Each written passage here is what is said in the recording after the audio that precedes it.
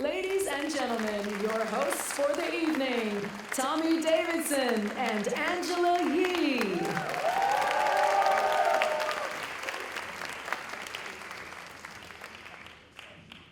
I'll go on this side. I got these glasses at CVS. That's funny, girl. I went to my auntie. She lived on 93rd Broadway, between Broadway and Amsterdam, right? So I used to go to the optometrist, and she's the one I call. So I go to her house, go up to her apartment, 18C, and I go, I can't see. You know, can you call the optometrist for me? She said, boy, if you don't go down to CVS, go grab a cake box, go to the glass rack, you know, and the one you can read the cake ingredients, buy it.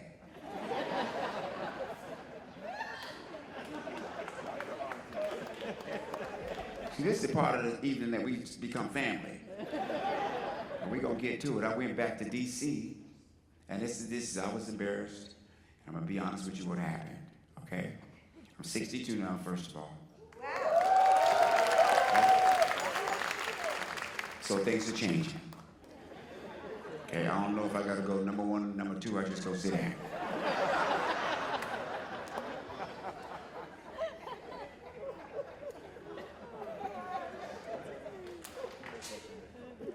And this is not to be crass because I was the wrong one, okay? So I went back to my church back in DC, you know, and I was kind of embarrassed because I didn't want people to think I was putting on airs and I was better than everybody, you know. So I kind of stayed away from the pastor's gaze. So finally he went, boy, what you doing back there? He went, come on up here. You know, so I came up there and I was feeling like, you know, and I did something, I'll tell you. My auntie was like this, everybody was like, boy, are you crazy? But I was so nervous, I walked up there and I said, Pastor, that was the best damn sermon I've ever heard. And I was so embarrassed, so I just had to go to the surprise I had for him. So I just said, look, my life at this church was good. It gave me everything. What I'm gonna do is what I did was I put $10,000 in the plate. He took his glasses off and said, you bullshit.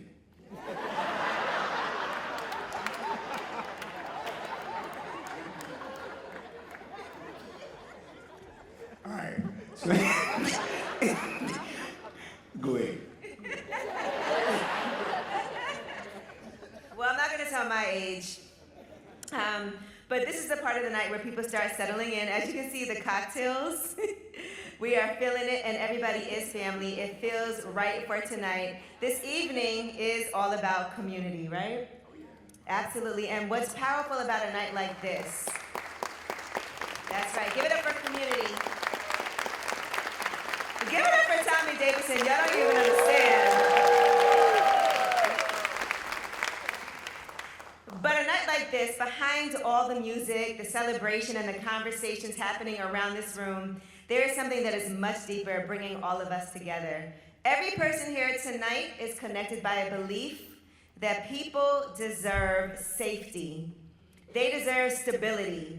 They deserve the chance to rebuild their lives with dignity and with support.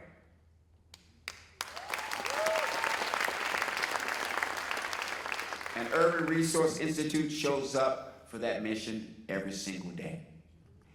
Not just when it's easy, not just when the cameras are around, but in the hardest moments imaginable. When a survivor needs somewhere safe to go in the middle of the night, when a child needs stability after trauma.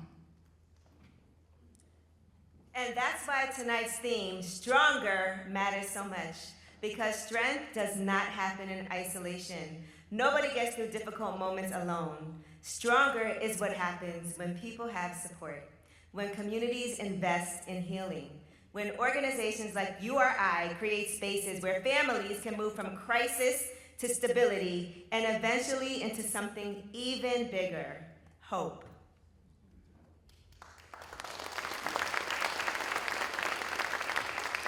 And I think that is important to remember tonight.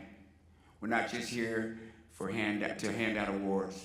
We're here to recognize people who are actively helping build stronger communities, stronger systems, and stronger futures for thousands of New Yorkers.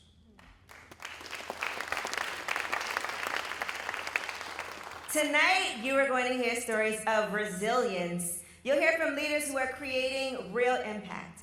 And you will hear why URI's work matters now more than ever.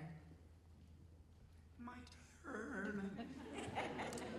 So thank you for being here, y'all. Thank you for bringing your energy, your partnership, and your support into this room tonight.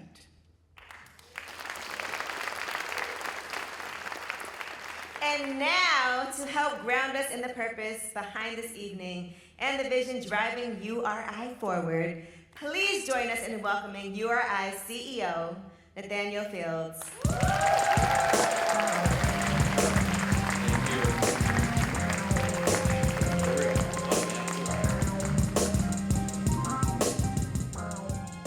All right, so good evening again. You know, we thought about this space and we were trying to figure out how we're going to make the transitions, getting you from great food and some of you quite a bit of drinking into this quiet space. How did the transition work for you? All right. This transition is about our work, and so you're going to feel and tone change ever so slightly. And you heard that there's so many people invested in creating an environment where people are safe and have a decent home. So many of you have supported URI's work directly over the years, and for that, I and the whole team at URI, we're so grateful. I am incredibly, incredibly grateful tonight for the wonderful and compassionate staff. Give it up for our staff, please. To make an event work like this, it takes a village, and we want to definitely acknowledge our events team, led by Toy Ishan. To our board of trustees, our board chair has a running joke that they get paid the highest salary, and we know board members don't get paid. They volunteer their knowledge, skills, and ability, but we could not do this work without them. So thanks to our board of trustees for your ongoing support. And I truly miss I miss doing this sometimes, so bear with me, and I hope you join me in this. A very special thanks to my wife, Kim, who has been so generous in volunteering her time and talents to this event. And of course, some of my children are here today. You see DeShanto, Jordan, and Nathaniel. Please give it up for them. Thank you for being the bedrock. You know, you don't do this work alone, and family is so important, so thank you all. As you know, URI, we're working every single day to end domestic violence and homelessness. You know how vital our mission is because many of you have heard the stats before, and many of you have met the people behind those statistics. The numbers remain staggering. You heard, and we're going to say this again and again, so you know when you go out there, you're ambassadors for this cause, and you're going to be armed with information while recognizing some of you are real deep experts here. But it's true, 1 in 4 women and 1 in 7 men will experience domestic violence during their lifetime. Some of you heard me say this before. NYPD, they're answering about 250,000 calls. That's nearly like 600 calls a day. Just imagine that, and 100,000 calls on or about to our domestic violence hotline. By the time this day ends, and while we're celebrating, we do want to recognize by the time this day ends that probably 3 women will have lost their life due to intimate partner violence. I don't want to forget about our work around housing and stability. New York City is able to provide over 100,000 people with a safe place to sleep. And we are so appreciative that this city still has a right to shelter. Many cities do not. And so we're really thankful for that.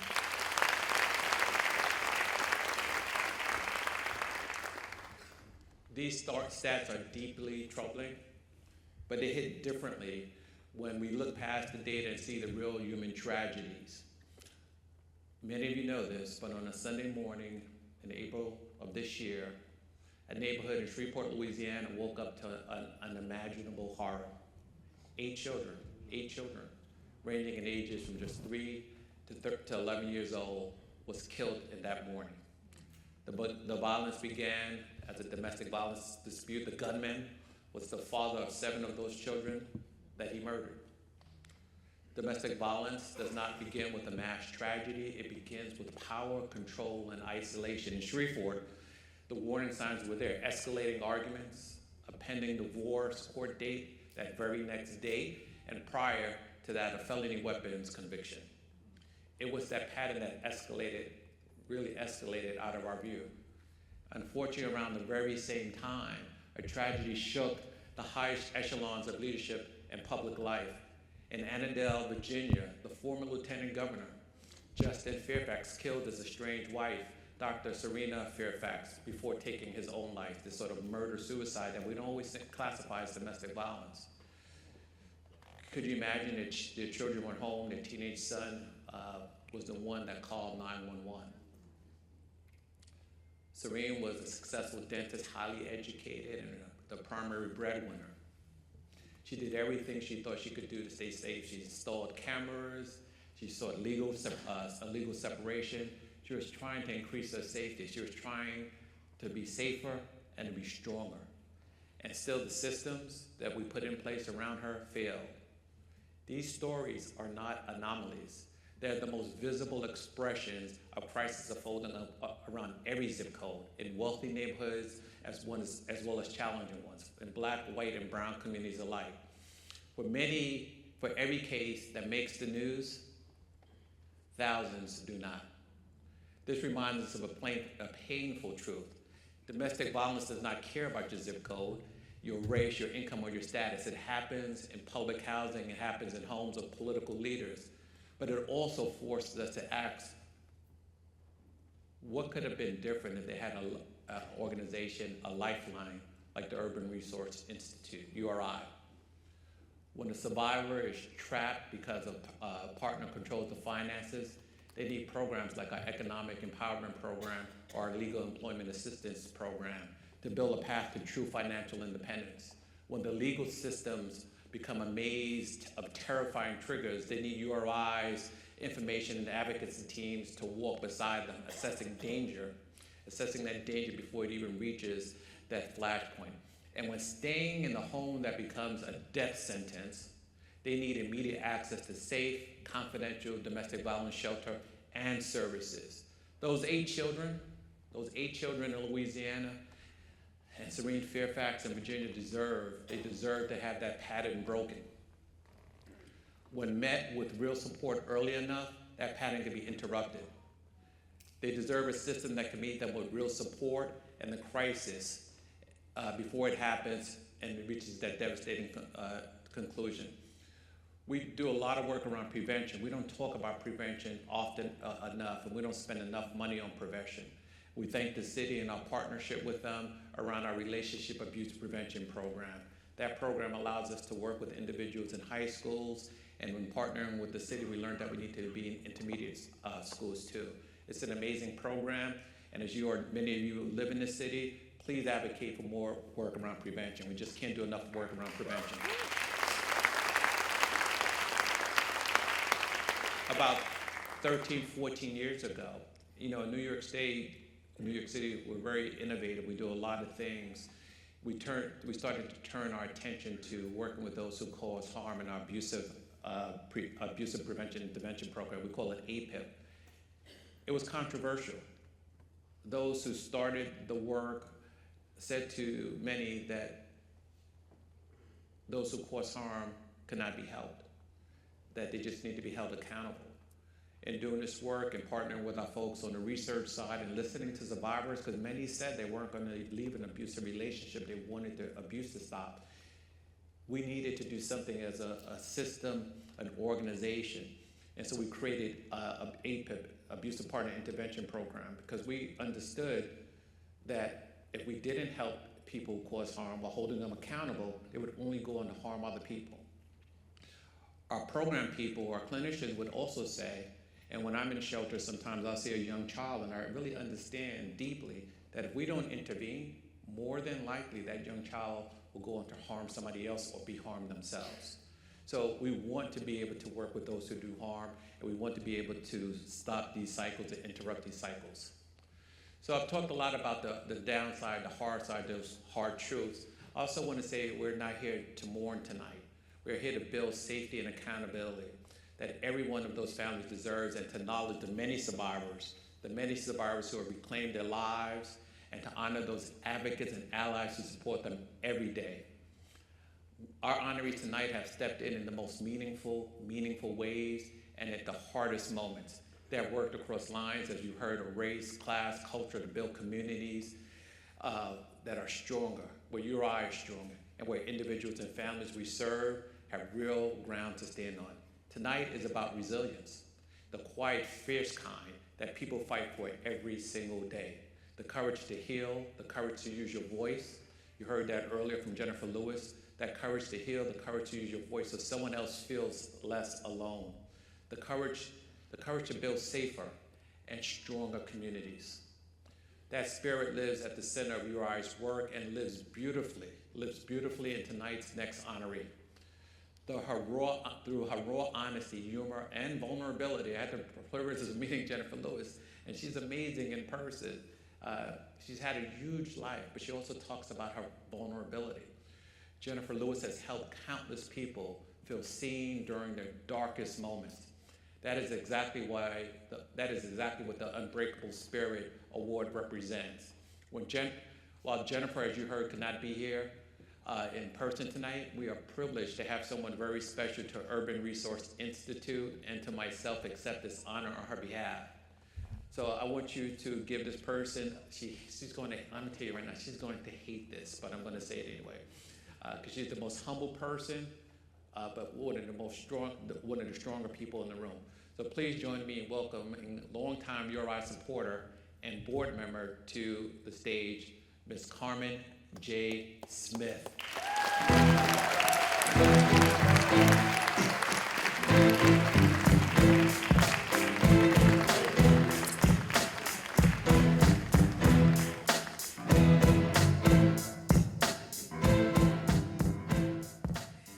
Thank you, Nat, and good evening, everyone. It is truly an honor to accept the Unbreakable Spirit Award tonight on behalf of my dear friend, Jenifer Lewis. I've had the privilege of knowing Jenifer for many years, and if there's one thing I can tell you, it is this. What you see publicly, the humor, the honesty, the boldness, the strength, that's truly who she is. Jenifer has never been afraid to tell the truth about her journey. She has spoken openly about struggle, healing, mental health, resilience, and perseverance in ways that have helped so many people feel seen and understood. And that kind of vulnerability takes tremendous courage. And what makes Jenifer so special is not just her talent, but is her willingness to use her voice to lift others up, to remind people that they are not alone, and to remind people that healing is possible, and to remind people that even after hardship, there is still joy, purpose, laughter, and life ahead. That is why this recognition from the Urban Resource Institute feels especially meaningful. URI's work is rooted in that same belief that people deserve safety, support, dignity, and the opportunity to move forward, to even understand and experience some of life's most difficult moments are just in the moment, but there is a future ahead, a bright future ahead. And tonight's theme is about that future ahead and walking toward it with strength. And so that's why Stronger means so much today about the theme of the Urban Resource Institute Gala. And you know, when I think about Jenifer, I think about someone who has had to rise again and again with courage, authenticity, and grace. Her spirit has inspired countless people to keep going, keep healing, and to keep believing in themselves.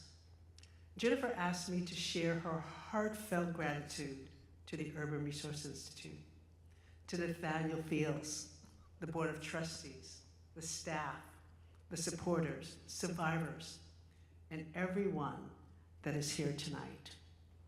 She is deeply honored by this recognition and sends her love and appreciation to all of you.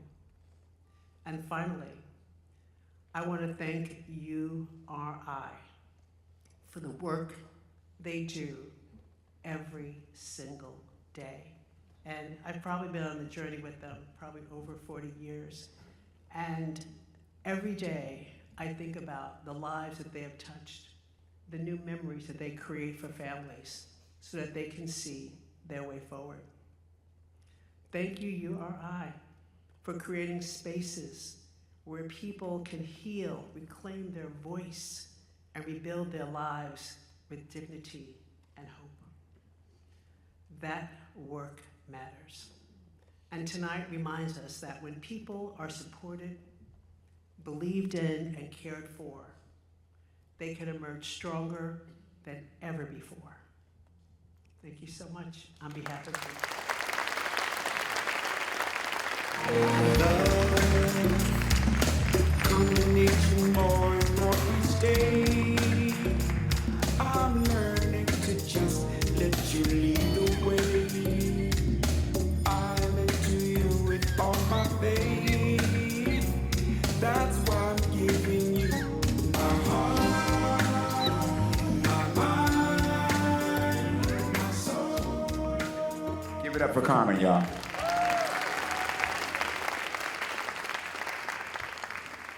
For the families walking through URI's doors, support can mean the difference between staying trapped in crisis and finally seeing a path forward.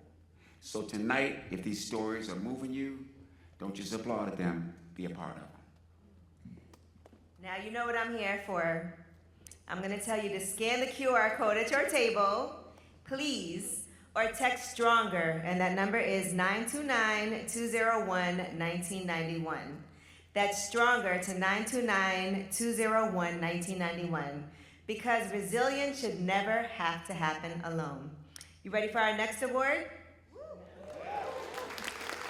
Well, please join us in welcoming URI's Chief Operations Officer, Beverly Riddick.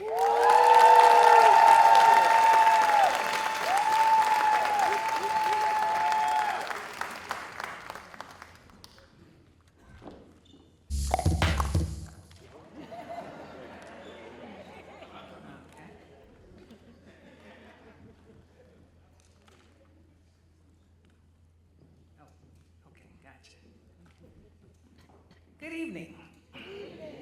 Tonight, we recognize a partnership that reflects exactly what this evening is about. The Stronger Impact Award honors organizations and leaders who go beyond support to help build what is needed. These are partners who invest in real solutions. Partners who help create the systems, spaces, and opportunities that allow individuals and families to move forward with safety, dignity, and stability. This year's honoree exemplifies that commitment fully. Hirschen, Singer, and Epstein has been a tremendous partner to URI and to communities across New York City through its leadership in affordable housing, community development, and mission-driven work that creates lasting impact. Their expertise in complex real estate, zoning, financing, and housing development helps make long-term stability possible for the communities we serve. And as many of us know, stable housing is not just about buildings. It is about safety. It is about opportunity. It is about giving people the foundation to heal, rebuild, and move forward. That alignment between expertise and purpose is what makes this partnership so meaningful. As this year's presenting sponsor, Hirschen, Singer, and Epstein has helped bring this evening to life, while also advancing URI's broader vision for stronger communities across New York City. Their partnership reflects a shared belief that when we invest intentionally in people and communities, transformation becomes possible. Stronger is what happens when leadership meets action, when expertise meets compassion, and when partnership becomes impact. It is my honor to present the 2026 Stronger Impact Award to Hirschen, Singer, and Epstein. Please join me in welcoming Oliver Chase to the stage to accept the award.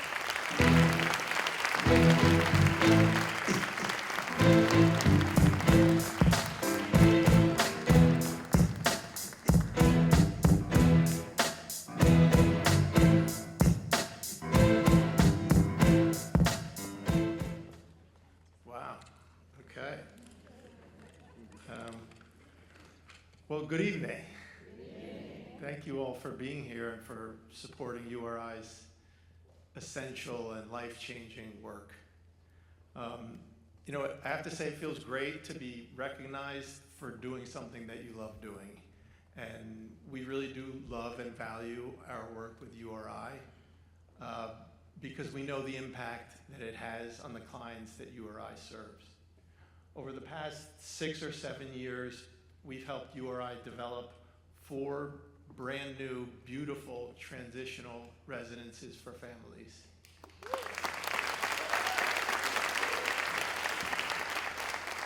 Together with the on-site services and counseling URI staff provides, these buildings provide a sanctuary for the families that live there, and also a springboard towards a more stable and secure life going forward.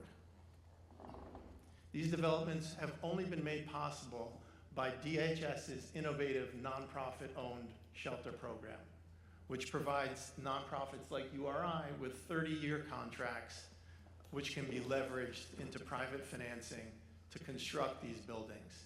So that's great public policy, and we're very grateful to DHS for that, and we look forward to closing many more of these transactions. In fact, former Commissioner Molly Park is here, who was a big part of rolling that program out. So thank you to the URI board, to Nat, the whole team at URI for this award. But more than the award, thank you for trusting us to be part of your team in serving New York's most vulnerable families. I also want to thank specifically Charlie Carroll for his tireless work in making these developments reality. These are complex and challenging transactions, and Charlie has just the right combination of tough, relentless, and genuinely nice to make them reality. I also want to thank Christine Chisholm from Ametrine Consulting, who has been the financing development consultant on all of these projects, and she really she puts the pieces of the puzzle together, and they wouldn't be what they are without her. And lastly, and definitely not leastly, I want to recognize and thank my whole crew from Hirschen, Singer, and Epstein for their amazing work and their commitment to our clients and to our mission. In particular, I want to shout out Danny Feibush, who's been part of the URI team at Hirschen Singer since the very beginning. So thank you all very much. Have a great night. Think I'm a bum bum. There was all Jamaican, with a different style, different fashion, you know? Tell me, say one thing, Nancy can't understand. One thing, Nancy can't understand. What make them a talk about me ambition? Say what make them a talk about me ambition? Come and say some of them a ask me where me get it from. Just some of them a ask me where me get it from. I told them no, no, it's from. Okay, you hear the walk-up music? Who did the buck? Okay. Well, our next honoree reminds us that healing is shaped not only by services and support, but by the spaces where people begin again.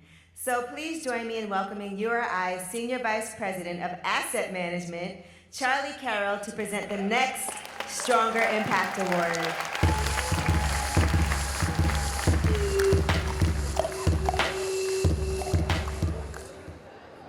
Yeah. Okay, so here we go. See how this goes. Our next Stronger Impact Award honoree reminds us that impact is not always measured by what people see first. Sometimes it's felt. It's felt in the comfort of a room that finally feels safe, in a space that feels welcoming instead of temporary, in an environment designed not just for function, but for healing, dignity, and stability. For many of the families URI serves, entering shelter can come during one of the most difficult moments of their lives. The spaces they walk into matter. The details matter. Feeling cared for matters. That's what makes Foliot Furniture such an important partner to URI.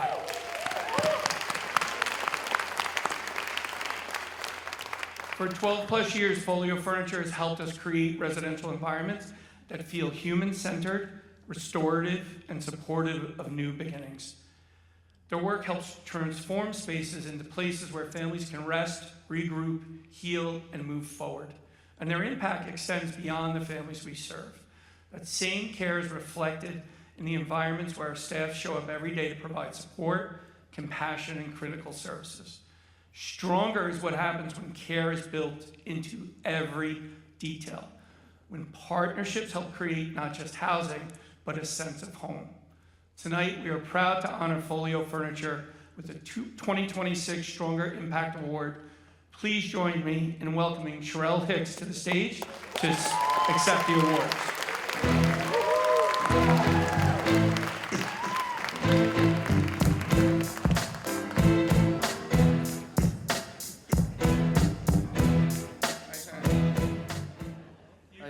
I'm gonna move that up a little bit. Okay. I did not know that we could be on a teleprompter, so everybody bear with me as I have to read it on my teeny tiny screen. But thank you guys so much, and thank you, Charlie, so much for the kind words. On behalf of everyone at Foliot Furniture and our entire community living team, everyone's here tonight, which is great. We are truly humbled and grateful to receive the Stronger Impact Award tonight. It means a great deal to all of us because we know that this recognition comes from an organization whose mission we deeply respect and admire.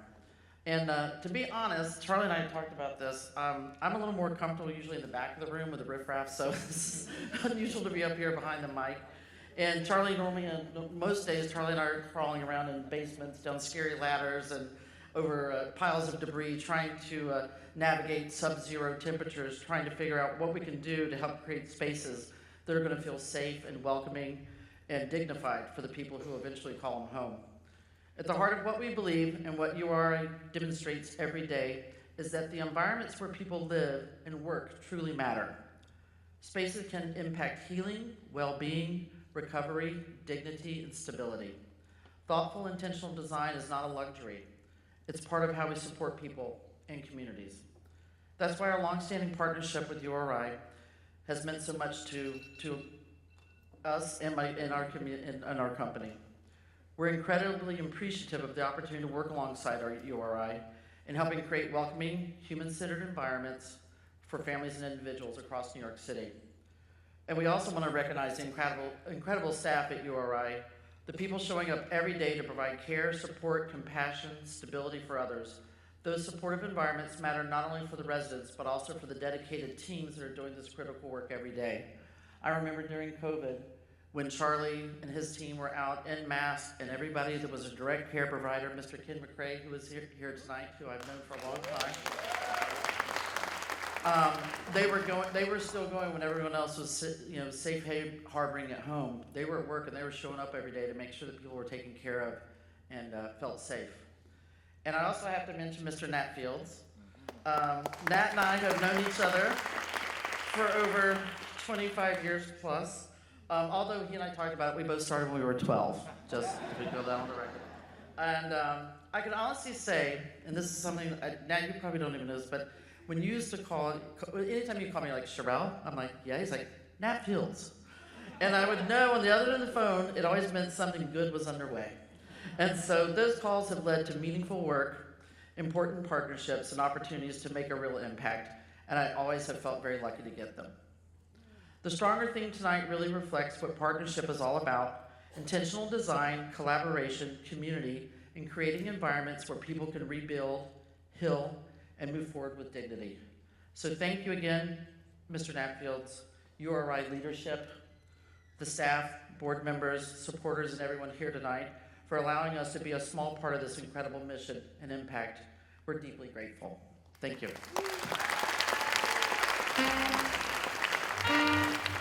thing called a bum bum, the was on Jamaican, with a different style, different fashion, you know? Tell me, say one thing, Nancy, you understand. One thing, Nancy, you understand. One make them a talk about me. All right, I love it. No, but this is honestly such an impactful and amazing evening, so I just want to give it up to everybody in the room. Tonight we've talked a lot about strength, but strength also lives in the details people often overlook. A safe room, a warm bed, a space that feels dignified instead of temporary. For families rebuilding after trauma, environment matters. Feeling safe matters. Feeling like a human being matters. That's what partnerships like the ones we're honoring tonight help make possible. And your support helps URI continue building spaces where healing can begin. So you know what I'm gonna tell you again. Scan the QR code. I'm looking around. I don't see you. Scan that QR code or text STRONGER to 929-201-1991. That's STRONGER to 929-201-1991. I know some of y'all act like you don't know how to scan a QR code, but you can still text, all right? Because every family deserves more than survival. They deserve stability, dignity, and hope. And to present the next award, it's my honor to welcome URI's Chief of Staff and Senior Advisory to the CEO, Jenifer White-Reed, to the stage.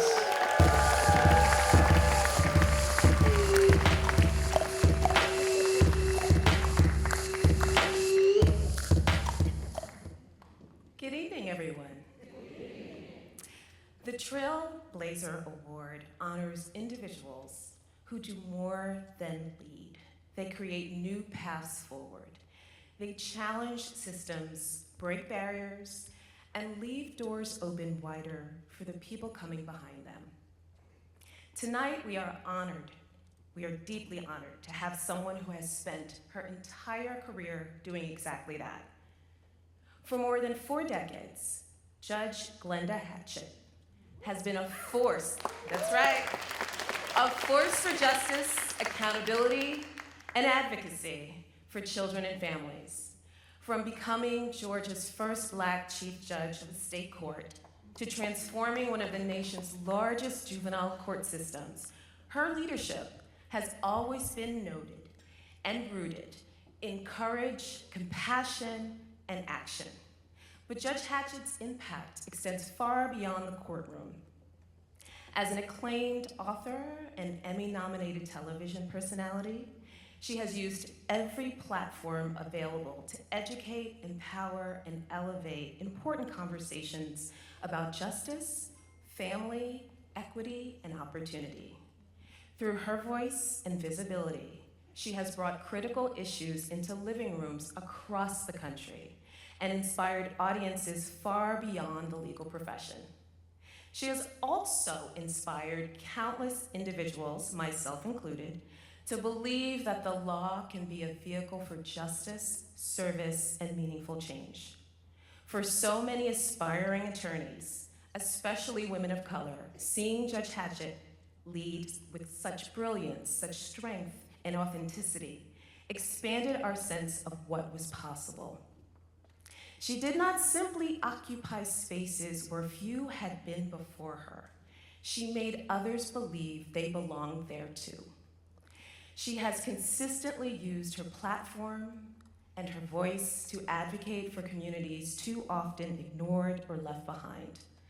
Whether in the courtroom, in public life, or through her broader advocacy, Judge Hatchett has reminded us that leadership is not about title alone. It is about responsibility. It is about speaking up when systems fail people and pushing for something better.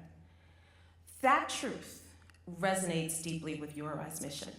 Every day we work with families navigating the real consequences of instability, violence, and systems that too often fall short.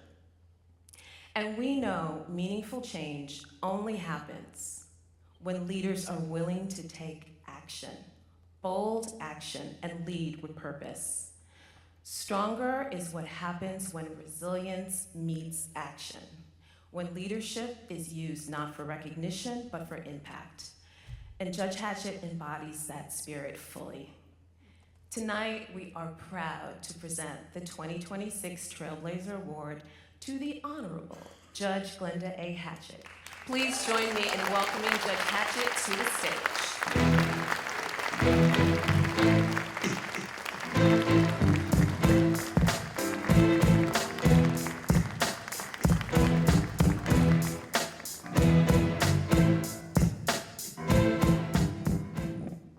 Facing the rising sun of a new day begun. This is not going to be on a teleprompter. This is not going to be on a screen, not going to be on a script. If you will just allow me a few moments to tell you what's on my heart tonight.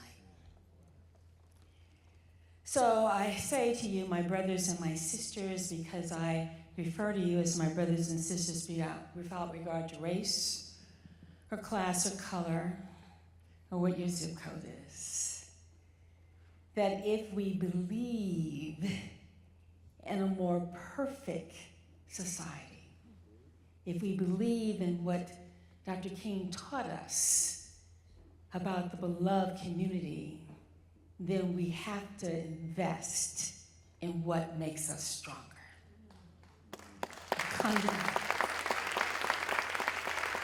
As you honor me, I really come to say thank you.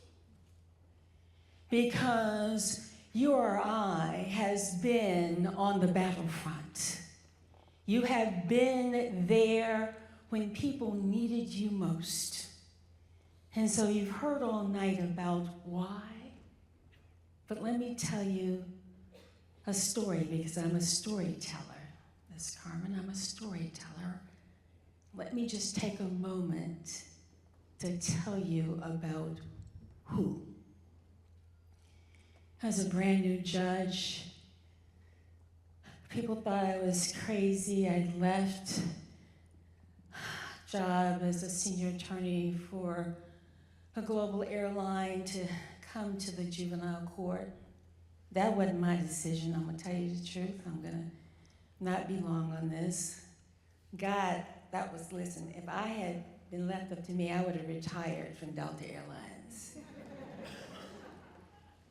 And so it was really God who moved me, and it was the hardest job I'd ever had, but it's the one I love most.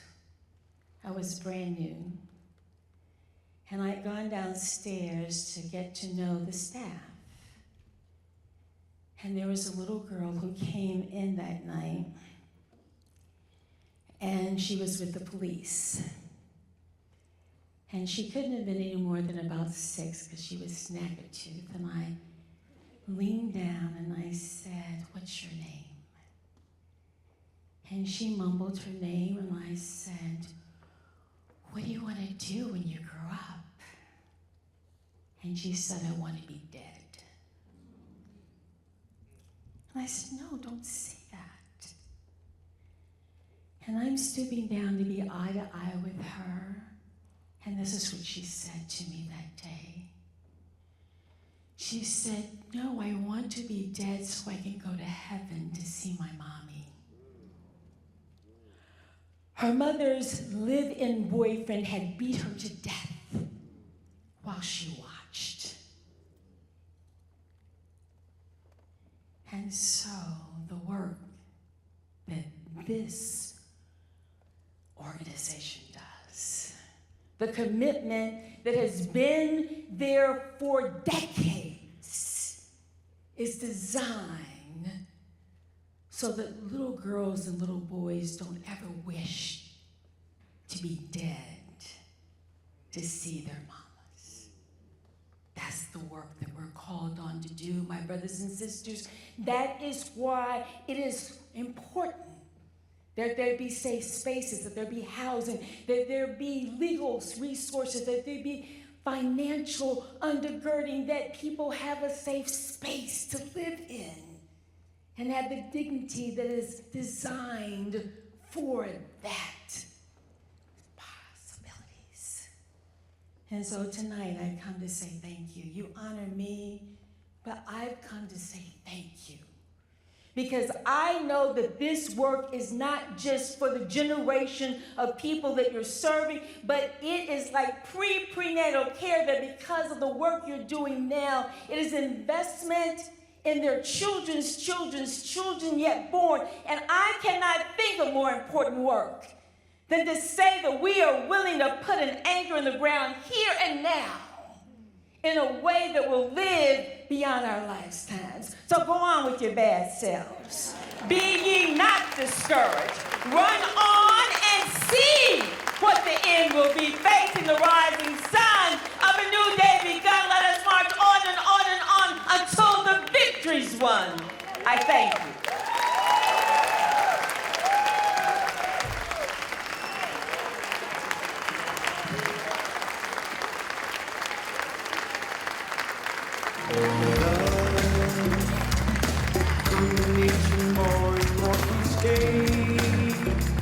I'm learning to just let you lead the way. I'm into you with all my faith. That's why I'm giving you my heart, my mind, my soul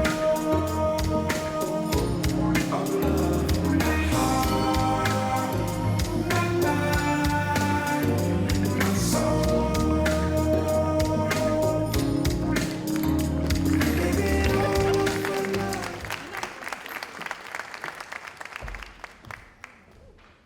Y'all wonder if I can follow that.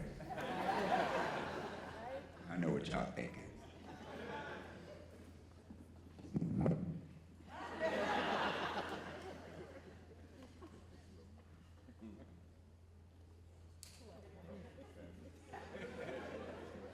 One. You look like Lola Falana, babe. Give her a hand, come on.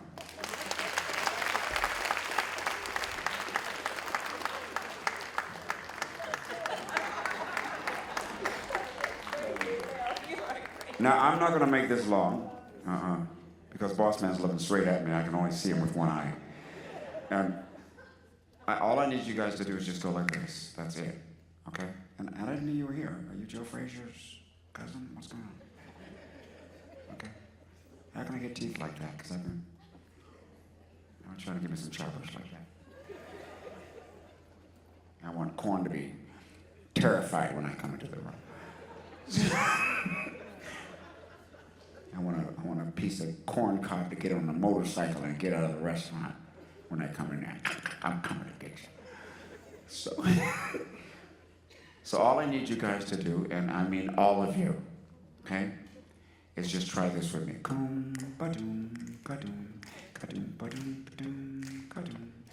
on, white people are throwing me off. I'm kidding. Okay, let's go.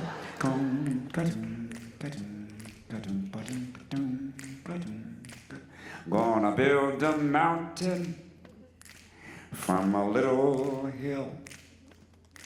Gonna build me a mountain, at least I hope I will.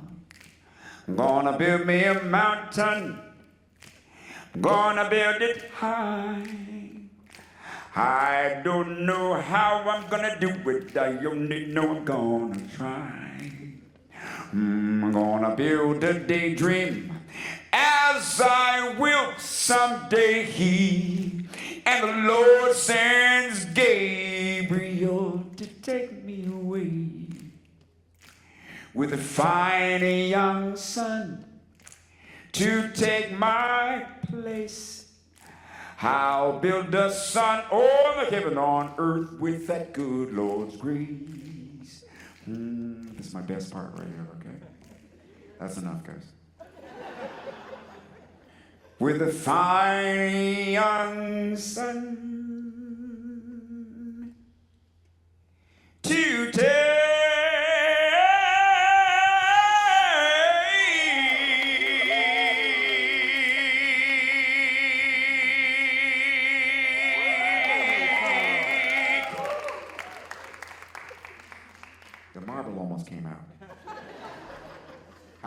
build the sun or the heaven on earth with the good Lord's grace. Love y'all.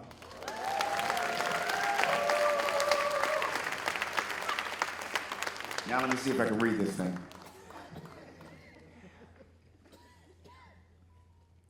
Our next award recognizes leaders who help shape the future through vision, partnership, and action. The Visionary Award honors people creating lasting impact on our communities across New York City, helping build stronger systems, stronger neighborhoods, and stronger futures. And to help us present this award, please help URI's Chief External Affairs Officer, Lauren Schuster.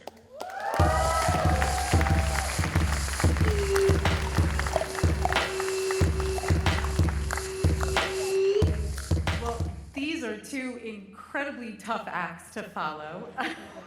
I can't sing, I can't dance, but I'm going to do my best, I promise. Good evening, everyone. The Visionary Award honors leaders who do more than respond to the challenges of today. They reimagine what is possible for tomorrow. They build systems, solutions, and partnerships that expand opportunity, that strengthen communities, and improve lives at scale. Tonight, we are proud to honor someone who embodies that vision completely. I have known Ahmed Tigani for 10 years. We met when we were both chiefs of staff on the Upper West Side. He to then council member Helen Rosenthal, and I to Assemblywoman Linda Rosenthal. They had the same last name, the same neighborhood that they represented, but they were completely different people. And this is a fact that we still have to explain to people all these years later. Even then it was clear that Ahmed was someone who didn't just see problems. He saw possibility. He saw what could be built. As the commissioner of the New York City Department of Buildings, Ahmed is advancing safety, efficiency, innovation, and accountability across one of the most complex urban environments in the world. But his impact, it stretches far beyond any one role or title. Throughout his career in housing preservation, development, and public service, he's helped to drive the creation and preservation of tens of thousands of affordable homes for New Yorkers and their families. Ahmed is an architect of change in the truest sense of the word. He doesn't see the city as it is, he sees it as it should be. And then he gets to work to make that vision real. His leadership has consistently focused on expanding access, strengthening communities, and ensuring that housing serves as a foundation for stability and opportunity. And he brings all of us along with him, building partnership and community along the way, because he knows that none of us can do this work alone.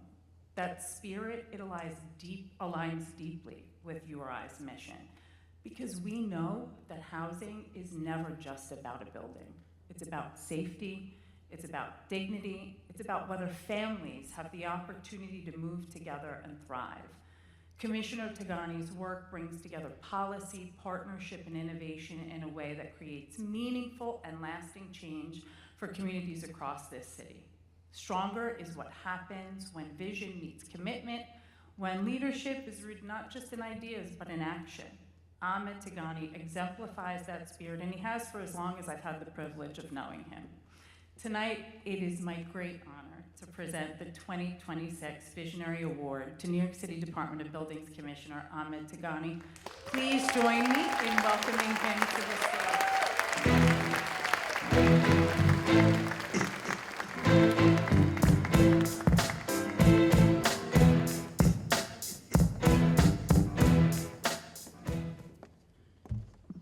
So I was sitting there, fiddling with my remarks, and thinking how I can just make that extra edge to leave a lasting memory. And then I watched someone with incredible passion and love for her community with equal amount of power to make change. And then I watched a legendary humorist sing and perform and still drive emotion with emotional intelligence through their words. And I said, I'm not sure if I'm going to really solve that word problem to overcome because I want to deliver given the enormity and the importance of this night. But I want you to know from the bottom of my heart, I truly am honored to receive this Visionary Award from Urban Resource Institute. I want to begin by thanking the leadership here. You know, Nate, you are a force. As a person who has worked over the last 16, 17 years with housing developers and organizers and finance experts, you are all those, and then you put them all to shame because you bring a certain compassion and humanity that is unrivaled in this work. Thank you so much for what you do for the residents. You're supported by an incredible board. The entire leadership team really here has developed an extraordinary vision and commitment to bringing this organization to the forefront of this fight for bringing stability to those who need it most. I also want to recognize the incredible elected officials, my fellow colleagues in government, both former and current, and I also just want to recognize the incredible staff and advocates and partners for life-changing work that you do every day on behalf of New Yorkers who are here now and those who will come, and the families in need. Your work represents the very best of public service: compassion, urgent, and deeply human. I want to congratulate my fellow honorees tonight. It is an honor to be recognized alongside so many of you and to be in the same breath as the work that you do. I will say, I'm not sure if this was a theme, but as a former actor, I have no performance capability for you tonight. I was extremely excited to see how people who are in the arts and also fighting for change are making their impact both on and off the screen. I'm going to take a second and especially note that I was excited to see Miss Lewis, and I'll explain why. Growing up in Sunset Park, Brooklyn, I watched shows like A Different World to give me some of my earliest ideas about what it meant to see young black men and women pursuing education, purpose, and possibility. And when I learned that she would be here, I immediately, she has over 300 TV and film credits, but I immediately thought of Dean Dorothy Dandridge Davenport, Dean Davenport. If you remember this character, it's seared in your head. It's an unforgettable character. She brought strength, humor, and authority, the kind of mentor who demanded excellence because she believed in your potential, the kind of mentor we all deserve, the kind of mentor and guidance and partner that the people at URI provide for the people in their care every day. And if you watched season 6, you knew quickly you did not want to end up on Dean Davenport's list. So you got it together. So I got it together, and I'm proudly standing here today to be able to deliver that for someone else. Today's recognition is meaningful because the mission reflects what I see every day in public service: the responsibility to create safe, stable, and dignified living conditions for New Yorkers. At the Department of Buildings, our work is often associated with permits and inspections and cranes and construction sites. But at its core, it's about people, personal and economic growth. It's about safe homes, making sure that we have homes for vulnerable individuals and families, making sure that we have more homes than we have today, safe structures for communities, and understanding that behind every new building application, renovation project, inspection, or violation is a real person whose quality of life depends on getting it right. And that's why public service matters. There has never been a more important time for us to recognize that public service matters and public servants matter. When government works, people feel it. When dangerous conditions are fixed before harm occurs, when tenants are protected, when construction is held to high standards, and when neighborhoods grow responsibly and government is there to provide and assist with their partners on the ground, people feel it. People like Iquana Daniels. And sorry, I'm going to take this moment to recognize a few people at DOB because this award that I'm receiving is not because I was extraordinary. It's because I was on teams that were extraordinary.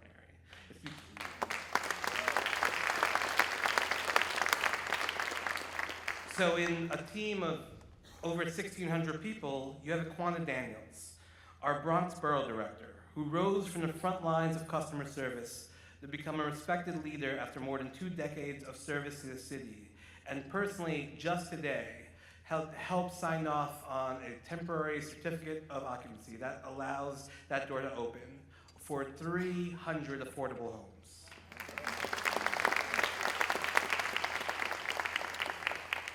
Or Jules Lopez, our diversity and inclusion specialist, who helps strengthen our workplace culture and create a more connected and supportive environment for employees across the agency. This week, he led 3 roundtables talking about the need to grow female representation in the inspection corps to make sure that the people, in addition to growing the diversity of our inspectors, we want to make sure that the people who are working to build, that are working to be out in our community, to protect our community, looks like the communities that they work in.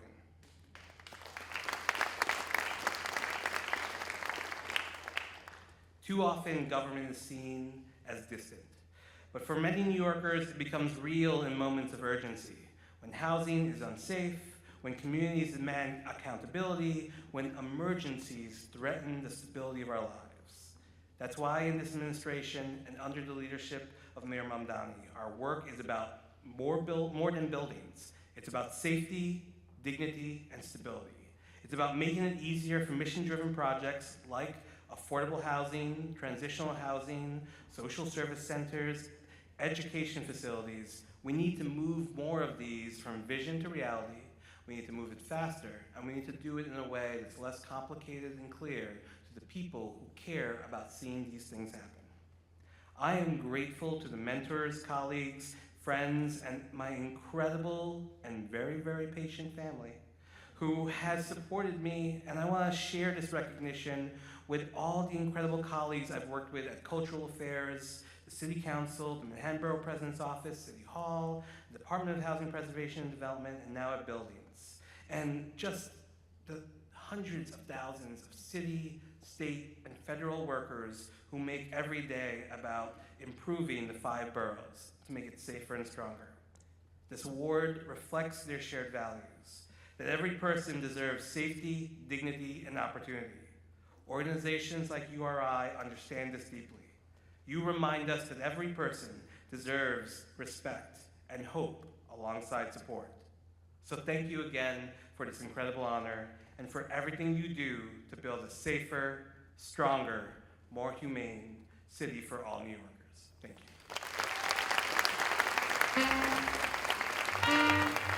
Think I'm bum bum, play with the arms Jamaican, with a different style, different fashion, you know? Tell me say one thing, Nancy, can't understand. One thing, Nancy, can't understand. What make them a talk about me ambition? Say what make them a talk about me ambition? Come and say some of them are asking you where me get it from. No Knicks game on tonight, just so you know. Yeah, so where's all the Knicks fans at in here?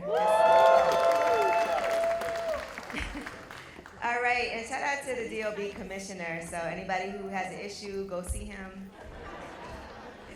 But all evening, we've honored people who chose to step forward. Leaders, advocates, survivors, partners. But the truth is, the work does not end when tonight does. Tomorrow, URI shelters will still be full. Children will still wake up needing stability. Families will still need someone to answer the phone and say, you are safe here. That future depends on what we choose to do right now. So before our final award presentation tonight, we invite you to stand with URI in a real and tangible way.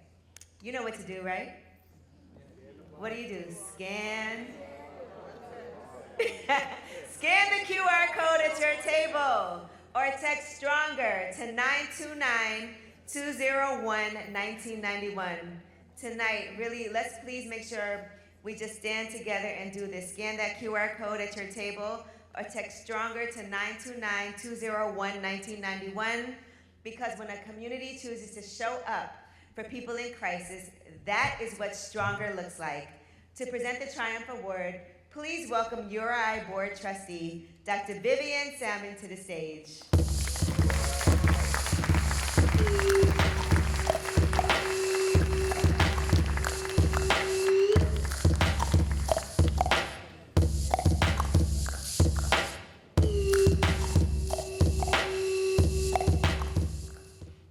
What a time, what a time, what a time. I need 2 men to bring me up. That's right. I don't need 1 man, I need 2. I need 2 good-looking ones, too. But God be the glory, and so thank you so much. And I'm gonna press on with my assignment that I'm supposed to do tonight. So yes, my name is Dr. Vivian Salmon, and I'm presenting the Triumph Award. The Triumph Award honors individuals who transform lived experience into leadership, advocacy, and impact. It recognizes those who rise beyond adversity and help shape solutions that support others on their journey. As a proud member of URI's Board of Trustees, I have the privilege of seeing firsthand and how important survivorship is in the leadership of this organization and the future of this work. Tonight's honorees embody that spirit in one of the most powerful ways possible. The URI Survivor Advisory Board was built by survivors for survivors.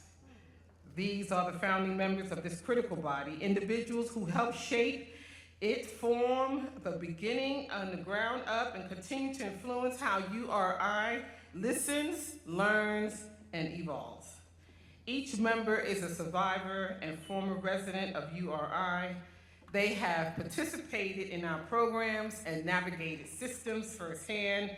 They underline and understand the realities, challenges, and gaps because they have lived them. And what makes this so powerful is that they choose to come back as leaders, as advocates, and change makers. Today, they help guide programs, inform policy, strengthen survivor engagement, and ensure that URI's work remains grounded in lived experience, real needs, and real solutions. Their voices challenge us to do better, think bigger, and lead with accountability and compassion. At URI, we often talk about healing, empowerment, and forward movement. The Survivor Advisory Board reminds us that healing can also become leadership, that lived experience can become expertise, and that survivors are not only part of the conversation, however, they should help lead it. Stronger is what happens when people rise, reclaim their voice, and bring others with them. Tonight, I am proud, pleased, and privileged, and honored to present the 2026 Triumph Award to the URI Survivor Advisory Board. Ladies and gentlemen, please join me in welcoming to the stage the URI Survivor's Board members, Dana, Lisa, and Aaliyah.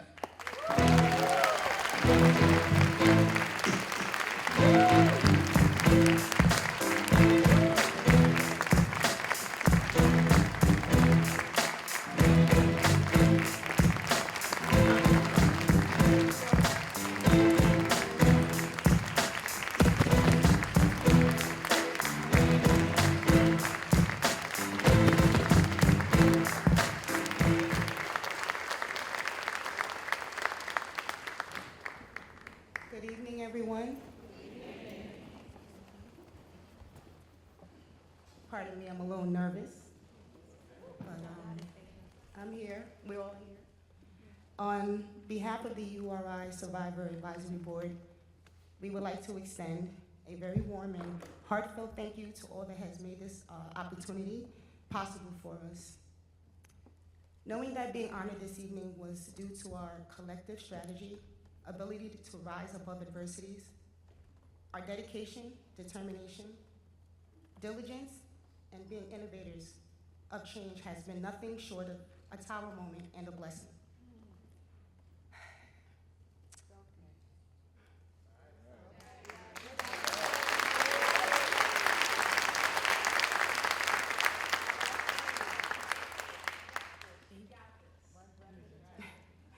The Urban Resource Institute has truly been a godsend to thousands of individuals and families in need. The URI Advisory Board of Survivors endured many types of trials and tribulations, and as true living testimonies of not giving up, remembering what you went through doesn't determine your future. In the great words of the mother of Black Hollywood, Jenifer Lewis, who was not able to attend today, describing her horrific fall in Tanzania, I quote, "I didn't want anyone to know I had fallen until I was able to get up," end quote. Now, how does this resonate to me or for me? As a client over 7 years ago, I've successfully completed over 50 certifications and licenses.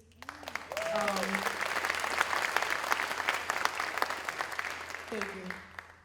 From Cornell University, NYU, LinkedIn, SBA. I've become a serial entrepreneur, New York Notary Public, spreads the Torah artist that has sold 2 of my pieces of art here, right here downtown Manhattan. Thank you. I'm an avid volunteer and member. Thank you to artinthepark128.org, WARM, Rock United, One Fair Wage, New York Urban League, and other community-led organizations.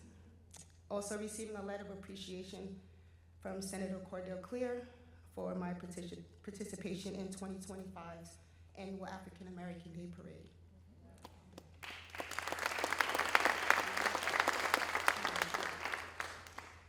Having to rise in strength, offering my guidance and support in the lives of 8 people from 2020 to 2023.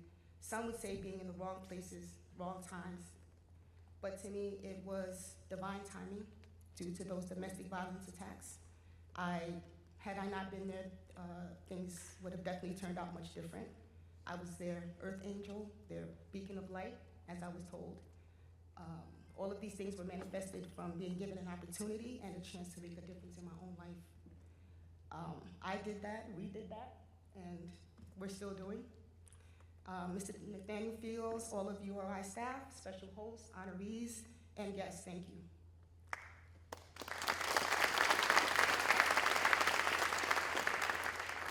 And may God continue to bless everyone who supports URI's mission and get back to where we on the Survivor Advisory Board will always have a special place in our hearts. Here's the triumph, and with many more to come. Ashe.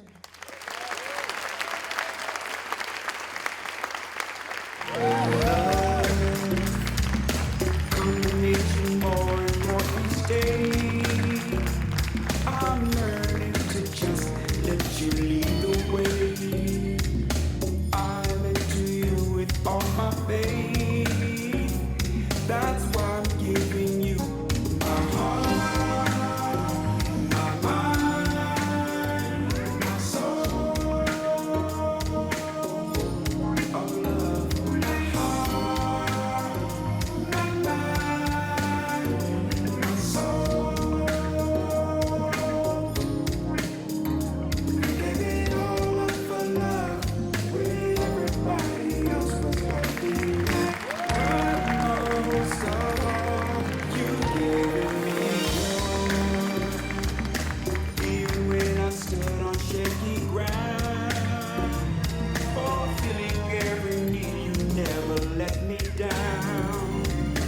No other love have I found. I trust you from the bottom of my heart.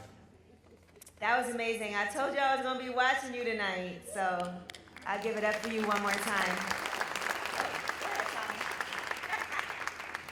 We're still here. Y'all feeling all right? 2 more hours okay for you? Then shut up. Okay. So, I know standing on this stage tonight and hearing these stories of resilience, survival, leadership, and community, Really reminds you of what people are capable of when they choose to show up for one another. And honestly, that's what I remember most about tonight.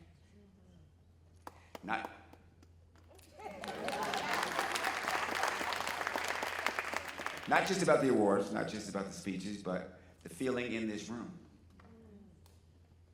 Yes, it's amazing to be here because tonight was bigger than a celebration. It was a reminder that behind every statistic is a real person, a real family, a real story, a survivor trying to rebuild, a child trying to feel safe again, a family searching for stability and a place to call home. And what URI does every single day is help people believe and know that a different future is possible.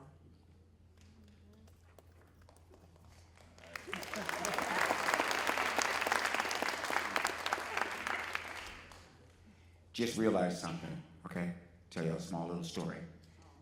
It's gonna be small. I just realized, even though I've thought about it before, you know, the reason why I got into comedy was my friend Howard. Howard had 12 brothers and sisters. I mean, they had moving blankets on their bed. They was poor, okay? They ate in shifts, okay? My mother used to always have Howard over to my house on Christmas Eve, which meant I had to give him one of my toys. So I used to think she was crazy, right? She wanted to be around Howard and this whole thing, right? So Howard would come over, he'd open his Christmas present. It wasn't nothing like mine. It was usually a paper bag with like an orange in it, one of them little blue plastic army men, you know? And so my mother used to show off, I think. Tommy, give him one of your watches, you know? Like, I ain't give him no, I wouldn't say it, she killed me. So she said, just give him one of them. I said, well, which ones? We gave you two. Your grandmother gave you one, and I gave you one. Keep the one you like, and give the other one to Howard. Okay? Howard's mother and father. Howard's father used to beat his mother so bad that sometimes she was in her robe and kicking her down the hallway in front of all of us, naked and bleeding. Okay? My mother told me, you look out for Howard for the rest of your life. I want you to always keep Howard with you. Well, years later, I got a job at the Ramada Inn as an assistant chef. Howard called me and said, hey, he always thought I was real funny. He wanted me to be a comedian. I was like, I ain't doing that. Everybody think I'm stupid, right? So he called me and he said, hey, the strip club I work at in DC, the manager says you go on stage. Now, this is the worst strip club you ever seen in your life. And he used to clean it up. So I was like, man, I ain't going down there. It took like 2 years for him to get me to go to this thing, right?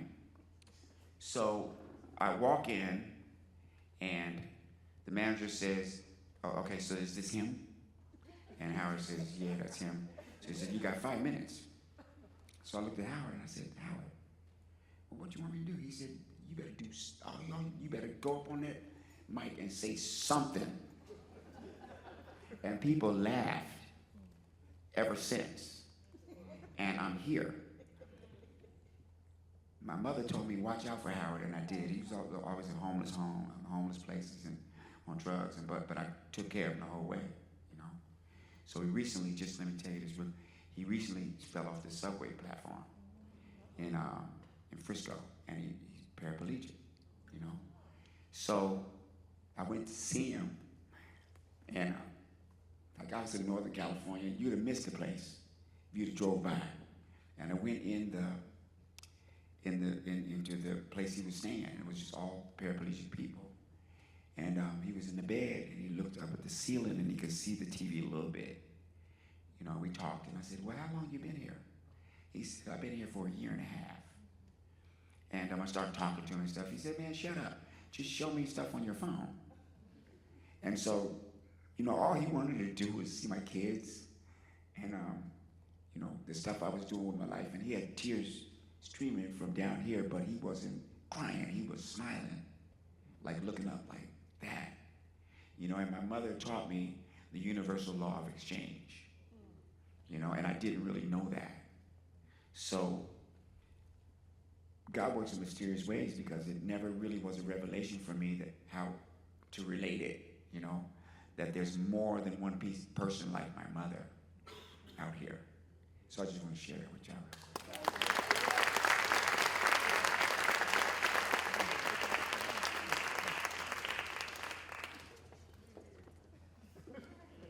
Oh, she's still gonna make me mad. All right. And let's be honest, that kind of work takes people. It takes staff willing to show up. This is pertinent. Every day in hard moments, it takes partners willing to invest in long-term solutions. It takes survivors willing to use their voices and leadership to help others heal. And it takes a community willing to take care of people they may never meet. That is what stronger means. Stronger is not about pretending that life is easy. It's about what happens when people refuse to let others go through difficult moments alone. It's about creating systems that support healing instead of punishment, communities rooted in compassion instead of indifference, spaces where people can move from crisis to stability and eventually into hope. And tonight, every single one of you in this room became part of that story.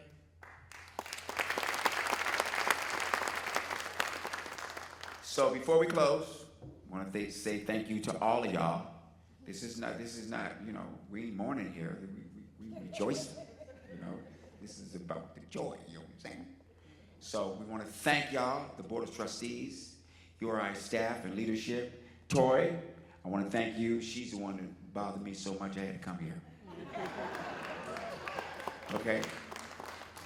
And thank you everyone here who continues to support this mission and believe in the work and everything that you do in every area of people not getting what they're supposed to.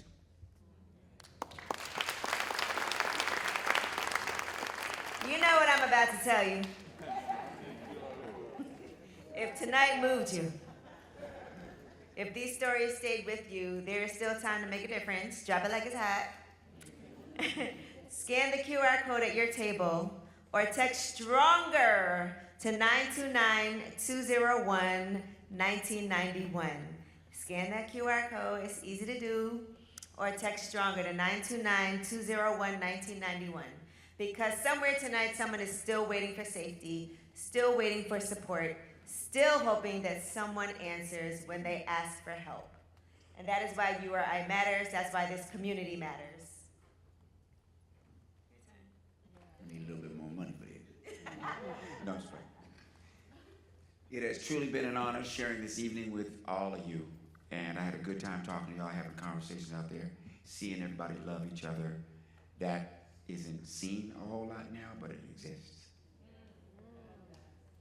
I do want to also acknowledge in the room Bronxborough President Vanessa L. Gibson. Vanessa, stand up. And you're going to be giving proclamations tonight, right? Are you? Okay, I would love for you to just come so people can see the dress. Listen, Vanessa's always fabulous. You know what I'm saying? Every time I've done anything in the Bronx, you know I'm from Brooklyn, so I don't go to the Bronx often. But Vanessa, please come, just come say hi, because you cannot waste this. I know you're going to wear it again, and people are going to take pictures. Okay, listen, we do need to bring Barnell Hill on Way Up with Angela Yee. So I know you're presenting proclamations, and we have that happening tonight, but I do want you to, I know I didn't want to put you on the spot like that, but you're just so amazing. I just feel like a little something quick. Good evening, everyone. What an incredible and impactful night, right? Can we give a round of applause to the entire URI staff, all of the board members, and all of tonight's exceptional honorees. It has truly been an honor to celebrate with you tonight, to recognize the incredible work of URI. Nat Fields has been a friend, a partner, an ally in our ongoing work to address domestic and gender-based violence and intimate partner abuse. As the Bronx Borough President, you understand that this work is rooted in our fundamental belief that every New Yorker, every family member across our city deserves to live in an environment that is free of violence, right? And a part of this work as borough president is I've experienced so much of that in my borough. We have some of the highest DIRs that we get into the 911 system, and it is Nathaniel Fields and the team at URI that continue to show up. I love the fact that they are committed to this work because you understand your impact, you understand your reach, and every opportunity that you get, you are growing. I remember about 2 years ago, we opened the first PALS housing in Soundview for clients that have pets, because you understand for many clients that we serve, they need pets as not just a companion, but safety, right? The clients that you serve every day, you meet them at their moment and you turn their pain into purpose and their storms into strength. You lift them up when they need to be supported. You are their hope when they feel hopeless, and you are their strength when they feel weak. It is a reminder that this work never ends until we can say that we have no more domestic violence in this city. URI, we need you. So tonight is a recognition, and I love the message. I love when we say stronger, right? And yes, scan the QR code. I got you, Angela. Scan the QR code. Scan, because guess what? Stronger means that we are intentional about this work. It means empowerment, upliftment, encouragement. It means resilience. We are resilient people, and we must understand the impact of this work. So I am just so grateful to be with you. And again, Nat, I love you, my friend. He always joins us in the Bronx with the District Attorney, Darcel Clark. We have an annual 5K walk, roll, bounce, run. Because you can do anything you want. You can roll, you can bounce, but everything is about addressing domestic violence. And we do that every year. We hear the survivor stories. And I also want to recognize quickly that when we talk about domestic violence, hurt people hurt people. And domestic violence has so many different forms, not just physical, and it affects men and women. Let us not lose sight of that. And we look at it from both sides. The hurt people need support too, right? And so I thank you, URI, and to all the partners here, our agencies that support URI. Let's keep going. Let's keep empowering and inspiring our clients to be their best, to be authentic, to say, I need help, and most importantly, to know that their circumstance never defines who they are, but they can be a survivor and a thriver and a victor of their circumstance and not a victim. Congratulations, URI, and thank you so much.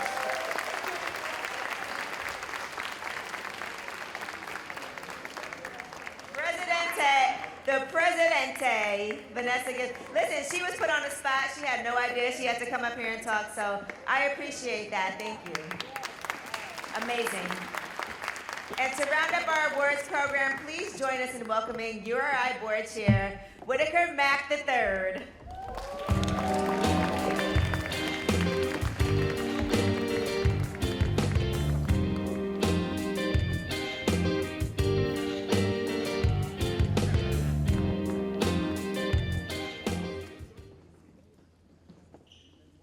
Standing between you and going home.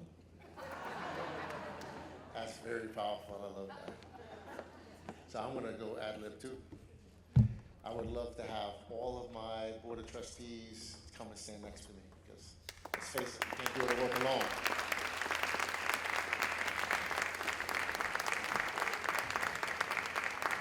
Come on.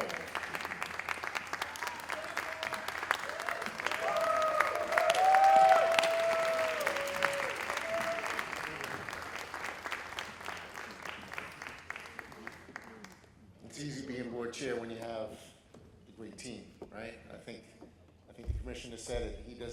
He's not extraordinary, but he has an extraordinary team. This is my extraordinary team that helps us with our great salaries do some of this great work. So, thank you. So good evening. Thank you, Tommy, Angela, all the honorees. I don't know if she's gonna let me do this, but I would love to take another ad lib. Judge Hatchett, could I take an ad lib for you for a second?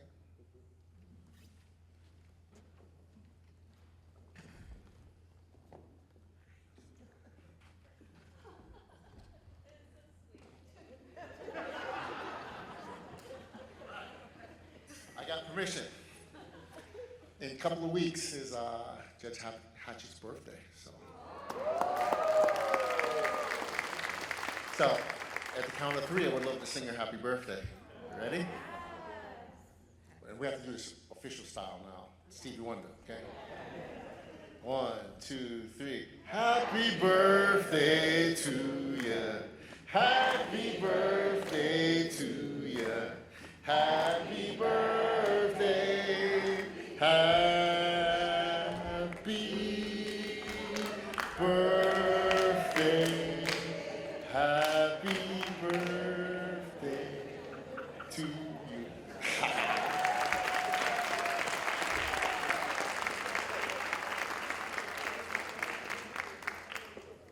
See, this is what happens when you let me close you out. Do a little ad-libbing. There we go.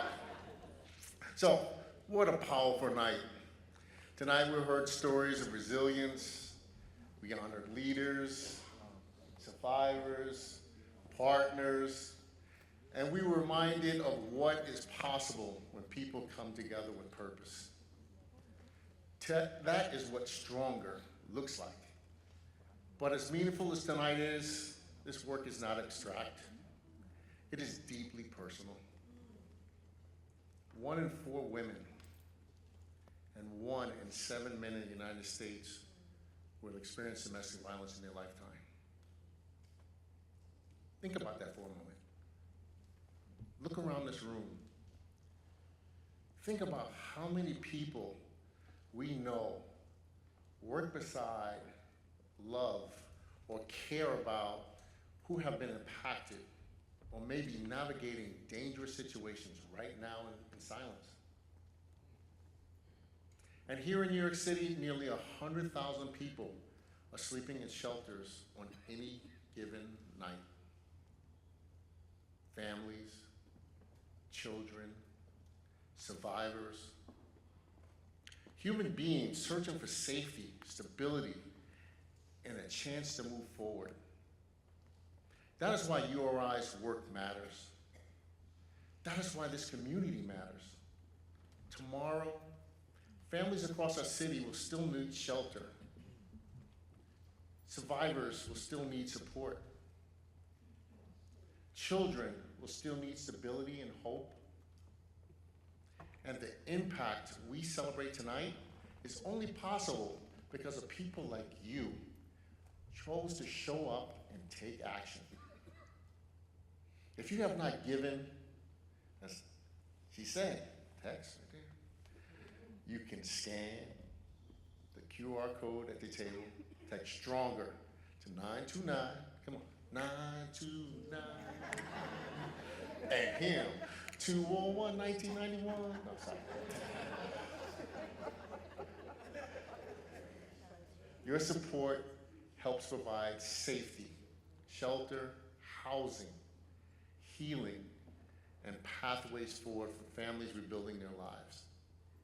Before we close, I want to thank the people who have made tonight possible. To Nathaniel Fields for his leadership and vision. To our incredible hosts, Angela Lee and Tommy Davidson.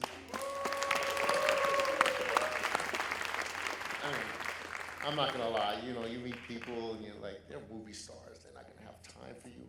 But how many people actually got to talk to Judge Hatchett and Tommy Davidson just to really see who they were? They were real people, I thought.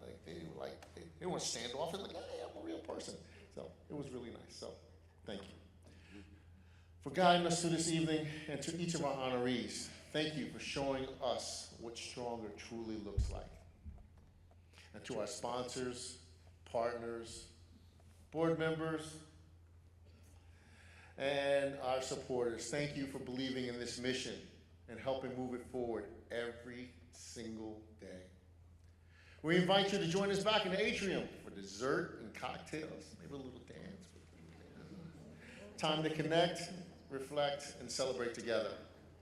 Because every conversation, every partnership, and every act of support that helps build something stronger for the next person who needs us, thank you for being here tonight. Have a wonderful evening. Thank you for joining us for the 2026 URI Celebration Stronger.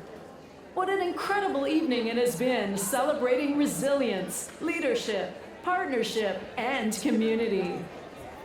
We extend our sincere gratitude to our presenting sponsor, Hirschen Singer and Epstein LLP, along with all of tonight's sponsors, honorees, partners, supporters, and survivors who help make Urban Resource Institute's mission possible every day. Let's continue the celebration and make our way back to the atrium for dessert and cocktails. Thank you again for being part of Stronger. Enjoy the rest of your evening.